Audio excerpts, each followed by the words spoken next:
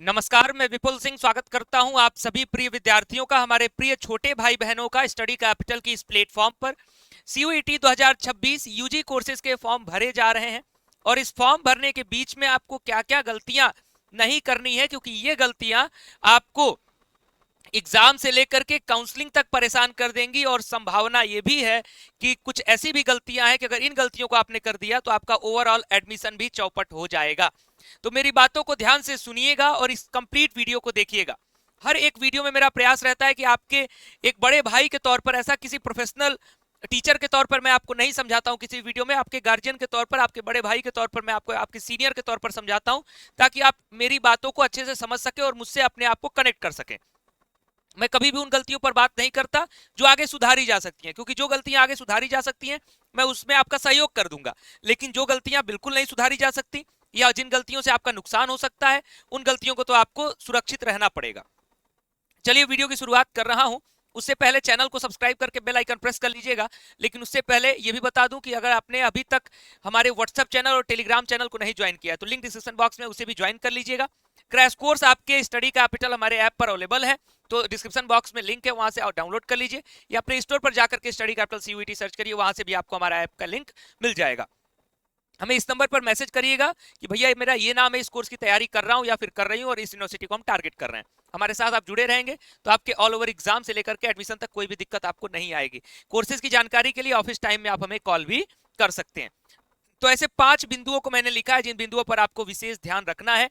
CUET UG 2026, sorry यहाँ मैंने 25 लिख दिया है, फॉर्म भरते समय ये गलतियां न करें। तो सबसे पहला जो पॉइंट मैंने लिखा है वो है टेस्ट पेपर सिलेक्शन का। आप जितने भी टेस्ट पेपर सेलेक्ट कर रहे हैं, चाहे वो लैंग्वेज हो, चाहे वो डोमेन हो, चाहे वो आपका जनरल एप्टीट्यूड टेस्ट हो, आपको जिस भी कोर्स को आप टारगेट कर रहे हैं, आप बीए को टारगेट कर रहे हो, बीएससी को, बीकॉम को, बीएलएलबी, बीवोक, जो भी कोर्स टारगेट कर रहे हो, और साथ ही साथ जितनी यूनिवर्सिटीज टारगेट कर रहे हो, आपको ये चीज ध्यान रखना होगा कि आपकी जो यूनिवर्सिटी है वो कौन कौन सा टेस्ट पेपर डिमांड करती है अपने उस कोर्स में एडमिशन देने के लिए। तो आपको एलिजिबिलिटी चेक करना होगा। अगर आप आज ही बता दीजिए कमेंट बॉक्स में किस यूनिवर्सिटी और किस कोर्स के लिए टारगेट कर रहे हैं, और जरूरत है आपको तो हम एक एक यूनिवर्सिटी का एलिजिबिलिटी क्राइटेरिया का वीडियो बना देंगे, वहां से अपनी एलिजिबिलिटी को चेक कर लीजिए, तभी फॉर्म को प्रोसीड करिए। नहीं तो होता क्या है कि कुछ विद्यार्थी सोचते हैं कि मुझे सोशियोलॉजी पढ़ना है बीएचयू से, मुझे बीए करना है सोशियोलॉजी ऑनर्स से, तो वो सोशियोलॉजी का डोमेन ले लेते हैं और बाद में पता चलता है कि यार यहाँ तो लैंग्वेज और जनरल एप्टीट्यूड टेस्ट के आधार पर एडमिशन हो रहा था। तो आप अपने टेस्ट पेपर का सिलेक्शन यूनिवर्सिटीज की एलिजिबिलिटी के आधार पर ही करेंगे। नहीं तो आप टेस्ट पेपर कुछ और भर रहे होंगे, यूनिवर्सिटीज कुछ और मांगेंगी, आप पेपर दे के आ जाएंगे और पता चलेगा कि आपके उस रिजल्ट का कोई वैल्यू ही नहीं है। तो इस चीज का विशेष ध्यान रखिएगा। और एक जनरल तौर पर मैं आपको बता दूं कि हर एक विद्यार्थी को, चाहे आप बीए करें, चाहे बीएससी करने वाले, चाहे बीकॉम, चाहे बीएलएलबी, चाहे बीवोक, एक लैंग्वेज और जनरल एप्टीट्यूड टेस्ट का पेपर जरूर सेलेक्ट करिएगा, उसके बाद अपना डोमेन सेलेक्ट करिएगा। अब इससे होगा क्या, जब मैक्सिमम यूनिवर्सिटीज के तमाम कोर्सेज के एलिजिबिलिटी क्राइटेरिया में आपको लैंग्वेज टेस्ट और जनरल एप्टीट्यूड टेस्ट तो कॉमन मिलना ही मिलना है, फिर अलग अलग डोमेन्स की डिमांड अलग अलग यूनिवर्सिटीज करती हैं। पॉइंट नंबर 2, आपके कुछ बेसिक डिटेल्स जैसे नेम, फोटोग्राफ जो आप अपलोड करेंगे, सिग्नेचर जो अपलोड करेंगे। अब मैंने डॉक्यूमेंट का वीडियो ऑलरेडी आपको दिया है कि फॉर्म भरते समय क्या क्या डॉक्यूमेंट लगेंगे, फॉर्म भरना कैसे स्टेप बाय स्टेप, वो भी वीडियो दिया है। जैसे ही वीडियो एंड होगा मैं लास्ट में लगा भी दूंगा, उसे देख लीजिएगा।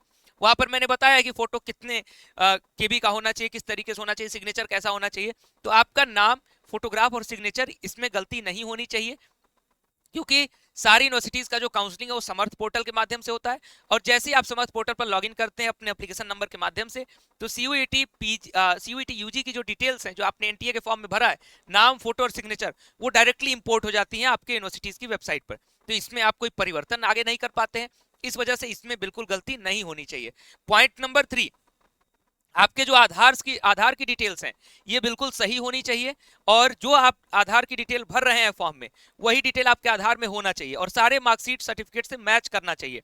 कुछ लोगों का नाम कुछ मिसमैच करता है, कुछ लोगों का डीओ भी मिसमैच करता है। तो अगर ऐसी कोई भी दिक्कत है आपके आधार में, किसी का फोटोग्राफ बहुत पुराना है, तो उसको सुधार करवा लीजिए एग्जाम से पहले पहले, क्योंकि आप एग्जाम देने जाएंगे वहां भी आधार कार्ड आपको लेके जाना है आईडी प्रूफ के रूप में। ठीक, जब आप काउंसलिंग कराएंगे वहां भी आईडी प्रूफ के रूप में लगेगा। तो आपके डॉक्यूमेंट से आधार की डिटेल्स मैच करनी चाहिए, किसी भी मिसमैच की स्थिति में आपका एडमिशन रद्द हो सकता है। पॉइंट नंबर 4, ईमेल आईडी और मोबाइल नंबर हमेशा आपको अपना फिल करना है, जो रजिस्टर्ड ईमेल और मोबाइल नंबर है। क्योंकि आगे आने वाले एग्जाम के बाद भी काउंसलिंग से लेकर के सारे प्रोसीजर्स में फिर उसी ईमेल आईडी उसी मोबाइल नंबर की आवश्यकता पड़ेगी, और इसको आप चेंज नहीं कर पाते हैं। जनरली कुछ यूनिवर्सिटीज मौका देती हैं, कुछ नहीं भी देती है। तो इस पेज में फंसने से बढ़िया है कि मोबाइल नंबर ईमेल आप अपना भरें और इसका एक्सेस आपके काउंसलिंग तक आपके पास रहे। Point number 5 and last, your address for your centre preference. आप जो अपना प्रेजेंट और परमानेंट एड्रेस फिल करते हैं उसी के आधार पर आपको सेंटर का प्रेफरेंस भरने को आता है। सेंटर के 4 प्रेफरेंस भरने को सीयूईटी यूजी में दे रहा है एनटीए। तो आप अपना जो एड्रेस भरें, परमानेंट मान लीजिए आपका जो भी हो, प्रेजेंट एड्रेस एटलीस्ट वो भरें जहां आप रह रहे हैं और आगे आने वाले एग्जाम तक वहां रहने वाले हैं। तो उसी तरीके का परमानेंट एड्रेस भरने से लाभ क्या होगा कि आपका सेंटर आपके आसपास के शहरों में ही, जो आप 4 शहर भरेंगे उसी में आएगा। अब आप कहीं और रहे हैं, परमानेंट भी आपने कुछ दूर का भर दिया, प्रेजेंट भी आपने कहीं दूर का भर दिया और रह कहीं और रहे हैं, तो आपके सेंटर का प्रेफरेंस भी आपको आपके एड्रेस के आधार पर ही मिलता है। तो उसी के आधार पर आपको फिल करना होता है। तो आपको ऑप्शन ही नहीं खुलेगा। पता चला कि आप रह रहे हैं वाराणसी में और आपने एड्रेस डाला है दिल्ली का, तो फिर आपको जो है दिल्ली का ही ऑप्शन मिलेगा उसमें सेंटर के लिए। तो आपको बनारस से दिल्ली जाना पड़ जाएगा एग्जाम देने के लिए। तो इस चीज का ध्यान रखिएगा कि अपने प्रेजेंट एड्रेस को एटलीस्ट जहां रह रहे हैं उसको यूज करिएगा, और खास करके ये टारगेट करिएगा कि एग्जाम तक जहां रहने वाले हैं। ठीक, 11 मई से आपका एग्जाम प्रस्तावित है। एग्जाम डेट पर मैं नेक्स्ट वीडियो जरूर लेके आऊंगा। ठीक है, तो ये सारी बातें आप लोग समझ चुके हैं, तो कमेंट बॉक्स में बता दीजिए।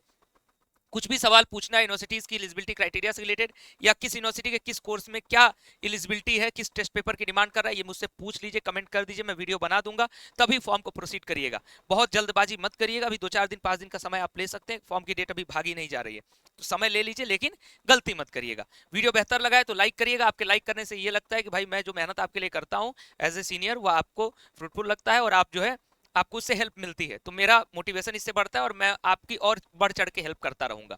और वीडियो को शेयर करेगा ताकि आपके अन्य दोस्तों तक भी ये डिटेल्स पहुंच जाए। और उसके बाद ये हमारे डिटेल्स हैं जहां आप हमारे साथ कनेक्ट हो जाएंगे, सारे लिंक डिस्क्रिप्शन बॉक्स में, उसके थ्रू भी आप जुड़ जाइएगा। बहुत बहुत धन्यवाद, नमस्कार।